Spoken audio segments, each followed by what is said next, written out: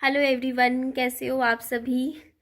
तो एक अच्छी न्यूज़ है। आप लोग सब प्लीज़, आप लोगों से हाथ जोड़ के विनती है कि आप मेरे बच्चे के लिए ब्लेसिंग्स दीजिएगा, क्योंकि जो मैं आज आप लोगों के साथ न्यूज़ शेयर करने वाली हूँ वो बहुत ही मेरे लिए एक रोलर कोस्टर वाला सफ़र रहा।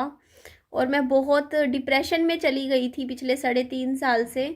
तो मैं आप लोगों को बताती हूँ, जब मेरा बेटा 2 साल का हुआ था तो मेरे बच्चे को एपिलेप्सी की प्रॉब्लम डिटेक्ट हुई थी, जिसको मिर्गी बोलते हैं कि हाँ भाई इसको मतलब ऐसे दिक्कत थी, बताई थी डॉक्टर ने। तो मैं काफ़ी टूट गई थी, मेरे को लगा यार अब मेरी लाइफ क्या होगी। तो मैंने 6 महीने किसी एक डॉक्टर के इलाज करवाया। तो उसके बाद मैंने फिर डॉक्टर चेंज किया, तो फिर 3 साल और एक डॉक्टर के पास इलाज करवाया, जिनका डॉक्टर का नाम है प्रदीप कंसल। ये ऋषि नगर में है इनका हॉस्पिटल। तो यहाँ मेरे बच्चे का इलाज चला। और मैं आज आपको एक बात शेयर करना चाहती हूँ कि मेरे बच्चे की दवाई बंद हुए पूरा 1 हफ्ता हो चुका है एंड ही इज़ फाइन।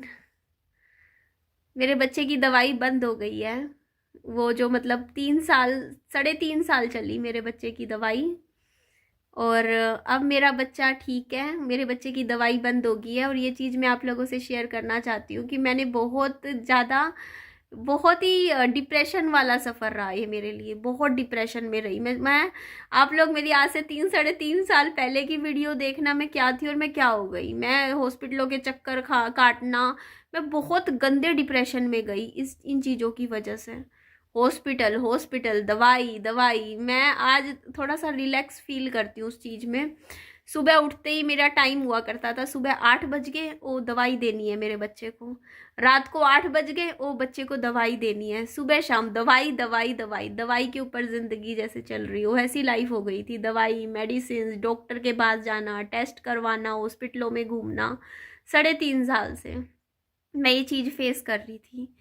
और आज बस आप लोगों के आशीर्वाद लगा लो। आप लोगों ने मेरे बच्चे के लिए प्रे किया, भगवान से मांगा था। मुझे आज भी वो दिन याद है, मैं बहुत रोई थी, बहुत ज़्यादा, कि मतलब क्या हो गया, मतलब इतनी मतलब ऐसे ऐसे दिक्कत हुई।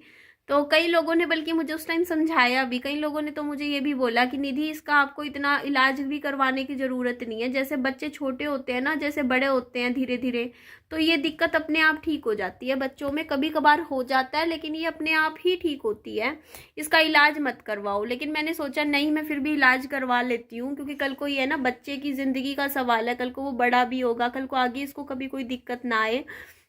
तो मैंने पूरा कोर्स करवा लिया मेरे बच्चे का और अब मेरा बच्चा ठीक हो गया है। बस भगवान की दया से माता रानी के सामने हाथ जोड़ो कि मेरे बच्चे की दवाई बंद हो गई है और अब मेरा बच्चा ठीक है। डॉक्टर ने हाँ ये ज़रूर बोला हुआ है मुझे कि इस बच्चे पे नज़र रखना आप, क्योंकि अगर मतलब कभी कोई दोबारा ऐसी दिक्कत लगे तो ले आना भाई डॉक्टर के। बस भगवान, मैं चाहती हूँ दोबारा ये दिक्कत ही ना आए। बस अब ये जैसे जैसे एक एक दिन बढ़ रहा है ना मेरा बच्चा को, मेरे को लग रहा है कि हाँ ठीक है अब। तो मेरे को अच्छा लग रहा है, मैं कहा ठीक है यार, दवाइयों से थोड़ा पीछा तो छूटा। तो ये चीज़ मैं बहुत ज़्यादा गंदे डिप्रेशन में, आपको इमेजिन भी नहीं कर सकती ये 3 साढ़े 3 साल मेरी ज़िंदगी के कितने गंदे गए हैं, कितने ज़्यादा गंदे। सिर्फ दवाई, हॉस्पिटल, मैं हर रात ना टेंशन में यूं यूं रहती थी। मेरी हालत मुझे पता है, मतलब वही पेरेंट्स समझ सकते हैं इस चीज़ को जिन्होंने ऐसी कोई सिचुएशन फेस करी हो कि बच्चों के साथ कुछ इस तरीके से हॉस्पिटलों में घूमे हो, ऐसे हुआ हो। तो वो समझ सकते हैं कि क्या हालत हो जाती है माँ बाप की। तो मेरी कंडीशन ऐसी थी, मैं रात को कांपा करती थी, मेरी ये कंडीशन थी, रात को यूं कांपती थी, टेंशन में यूं बिस्तरे में यूं पड़ी रहती थी।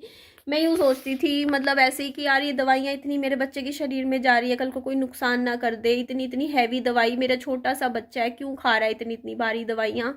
तो मैं बहुत टेंशन लेती थी इस चीज़ों की, बहुत। और पैसा भी बहुत खर्च हुआ इसमें, बहुत स्टार्टिंग में बहुत लगा। मतलब करीबन करीबन ये लगा लो इस बीमारी ने कम से कम भी मेरा 2.5-3 लाख रुपया ले गई ये बीमारी। क्योंकि स्टार्टिंग में ही लग गए थे मेरे तो 50,000 तब लग गए थे, उसके बाद 6 महीने के इलाज में मेरे 80-90 हज़ार बाद में लग गए थे। क्योंकि जिस डॉक्टर के पहले इलाज करवाने लगी ना, उनका तो ये लगा लो महीने का 8-9 हज़ार रुपये लग जाता था। इतना ज़्यादा मतलब वो महंगा सा था हॉस्पिटल। कभी भारी भारी टेस्ट होते थे, कभी एमआरआई होते, कभी वो डॉक्टर सीटी स्कैन कर देते। मतलब मैं आपको बता रही हूँ कि ये चीज़ थी। आजा बेटू, हाथ दे दे। तो बहुत उसके बाद फिर जैसे दूसरे डॉक्टर के पास जाओ तो वो अपने टेस्ट करते हैं, तो इस तरीके से। और हर महीने का मतलब टेस्ट करवाना, हर तीसरे महीने टेस्ट, दवाई, इलाज, मतलब उस पर काफ़ी मतलब पैसे जाते थे। टॉनिक्स चलते थे, ऐसे वैसे जो भी था। बट मैंने हार नहीं मानी, मैंने सोचा कि नहीं, मेरे को बच्चे को ठीक करना है। तो मैं रुकी नहीं, मैं हॉस्पिटलों में मैंने पूरा कोर्स करवाया मेरे बच्चे का। बस थैंक यू भगवान जी, बस मेरे बच्चे की ज़िंदगी रखना संभाल के। जैसे कहते हैं कि मेरे पास तो यही है मेरा बच्चा, और क्या है, सहारा मेरा बेटा ही है ना, यही दिखता है मुझे। और क्या दिखता है मेरे घर में, कोई नहीं दिखता, अकेली हूँ, बच्चा है, बच्चा ही दिखता है। तो ये चीज़ मेरे को बस बहुत अच्छा लगा, बहुत खुशी हुई कि हाँ, ये चीज़ का कि हाँ चलो मेरा बच्चे की दवाई बंद हो गई। मैं इस चीज़ से बहुत खुश हूँ कि मेरा विहान, बस अब ये है कि अब मैं इसके परहेज करवाती हूँ जितना हो सके। मैं कोशिश ये रहती है कि जैसे ये मोबाइल हाथ में पकड़ता है, मैं ले लेती हूँ इससे, मैं कहती हूँ नहीं कहीं दोबारा दिक्कत ना हो ताकि। और बस शुरू के 6 महीने 1 साल अगर ये बोलते हैं कि जैसे मान लो दवाई बंद करने के बाद ना 1 साल तक कोई दिक्कत नहीं आती ना, वो फिर लाइफ टाइम के लिए चीज़ें ठीक है, उसके बाद कोई दिक्कत नहीं है। मतलब अब मेरे को ये है कि हाँ, अब मेरे बच्चे को आगे पूरी ज़िंदगी दवाई दुई या इस तरीके की कोई दिक्कत नहीं आएगी, है ना। तो चलो मेडिकल साइंस का भी मैं थैंक यू बोलती हूँ कि भाई इतना इलाज निकाला, है ना, दवाइयों से चीज़ें होती हैं, ठीक होती हैं। तो अभी फिलहाल अभी तो ठीक है, देखो 1 हफ्ता हो चुका, बस भगवान की दया से बस हाथ जोड़ती हूँ भगवान के सामने, भगवान आगे भी ऐसे ही ठीक रहे। और मैंने अपने मन में ये विश्वास रख लिया है। आप लोग भी कहते थे ना, बस अपने मन में विश्वास रखो कि आपका बच्चा बिल्कुल ठीक है, बिल्कुल स्वस्थ है। अपने दिमाग से ये चीज़ें निकाल दो, जो भी हुआ अभी पिछले कुछ सालों में, तो मैंने वो चीज़ें दिमाग से निकाल ली हैं। अब मैं अपने अंदर एक कॉन्फिडेंस लेके आई हूँ कि नहीं, कुछ नहीं होगा, सब अच्छा होगा, बिल्कुल मेरा बच्चा अब आगे ठीक रहेगा एकदम। तो वो चीज़ का एक मतलब अपने अंदर लेके आई हूँ चीज़ की, हाँ नहीं अब सब टड़ी है, सब ठीक है। तो ये चीज़ है। मेरा बाबू, बाबू छैल छबीला सो रहा है मेरा। इसकी नींद इसीलिए मैं इसको ना अच्छे से सोने देती हूँ, क्योंकि देखो नींद पूरी होनी ज़्यादा अच्छे से ज़रूरी होती है। तो ये आराम से पूरा, मैं ये 10-10 घंटे भी सोता है ना, तो मैं इसको सोने देती हूँ। मैं कहती हूँ कोई नहीं, इसको अच्छे से नींद पूरी हो, आराम से 10 घंटे 11 घंटे अच्छे से सोए, ताकि मैं इसको ज़बरदस्ती ऐसे जगाती नहीं उठ उठ करके। मैं चाहती हूँ जैसे अब अगर मान लो रात को ये 12 बजे तक, तो देखो 12 बज ही जाते हैं सोने में हम लोगों को, 12 साढ़े 12 बज ही जाते हैं, क्योंकि इतना हो ही जाता है। क्योंकि मैं किताब पढ़ती रहती हूँ, बुक्स पढ़ती रहती हूँ, तो मेरा ये रहता है 12:30 बजे सो रहा है तो आराम से, मैं इसको नहीं है कि सुबह 6-7 बजे उठाऊंगी, नहीं, आराम से उठेगा, आराम से इसकी चाकी नींद अच्छे से पूरी हो, खाना पीना अच्छे से रखना है, अपनी तरफ से कोई मतलब कमी नहीं छोड़नी बच्चे के लिए। तो बस भगवान से थैंक यू बोलती हूँ। भगवान से नए साल पे बस यही मांगा था मैंने इस साल, है ना। जनवरी में गई थी ना, एक एक जनवरी को मंदिर नहीं गई थी मैं, लाइव करी थी मैंने, आपको याद होगा। उसमें मैंने सिर्फ यही मांगा था मेरे भगवान जी से कि मेरे बच्चे की दवाई बंद हो जाए, बस। और दवाई कैसे बंद हुई मैं आपको वो भी बता देती हूँ। दवाई ना, डॉक्टर ने ये बात तो मुझे बोली हुई थी कि 3 साल दवाई चलेगी, तो 3 साल तो चली पूरा दवाई। उसके बाद डॉक्टर ने जो मतलब जो दवाई है ना, वो थोड़ा थोड़ा करके बंद करी है, ऐसे एकदम से कभी दवाई बंद नहीं करते हैं शरीर में।